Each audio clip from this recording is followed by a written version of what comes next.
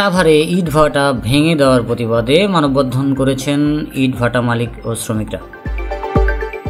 আজ দুপুরে ঢাকা আরিচা মহাসড়কের সাভারে ভাঙা ব্রিজ এলাকায় বাংলাদেশ ইট প্রস্তুতকারী মালিক সমিতি সাভার উপজেলা শাখার উদ্যোগে এ মানববন্ধন অনুষ্ঠিত হয়। হাতে হাত ধরে মানববন্ধনে অংশ নেন কয়েক হাজার ইটভাটা মালিক ও শ্রমিক। তাদের দাবি, সরকার পরিবেশ দূষণের অভিযোগে সারা দেশে ইটভাটা ভেঙে দিচ্ছে, এতে হাজার হাজার শ্রমিক বেকার হয়ে পড়ছেন। মানববন্ধনে বক্তারা বলেন, দেশের অবকাঠামো নির্মাণে ইটভাটার গুরুত্বপূর্ণ ভূমিকা রয়েছে, তাই তারা চান সরকার যেন নতুন করে আর কোনো ইটভাটা ভেঙে না ফেলে।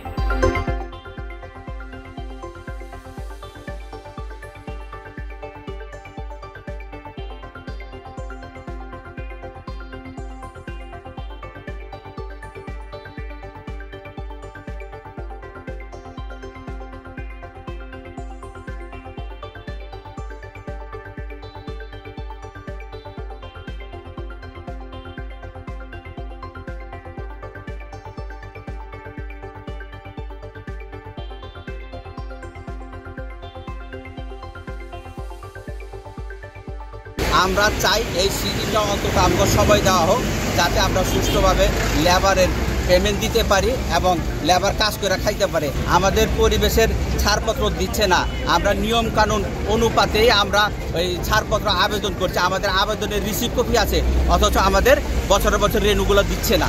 আমরা 24 সাল পর্যন্ত বৈধ আছি। আমরা বলছি যেগুলা নাকি ফিস চিমনি এবং ড্রাম চিমনি আছে সেগুলা ভাঙা দেখ, তাতে আমাদের কোনো আপত্তি নাই। জিগজাগ ভাটা বন্ধ করা যাবে না।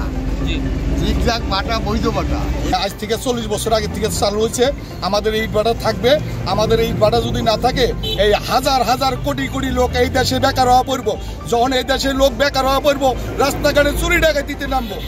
মানববন্ধন শেষে ইটভাটা মালিকদের পক্ষ থেকে সাভার উপজেলা নির্বাহী কর্মকর্তা আবু বকর সরকারের মাধ্যমে প্রধান উপদেষ্টার কাছে স্মারকলিপি প্রদান করা হয়। তারা সরকারের কাছে দাবি করেছেন যেন বিকল্প ব্যবস্থা গ্রহণ করা হয়, যাতে শ্রমিকরা কর্মসংস্থান হারিয়ে বেকার না হন।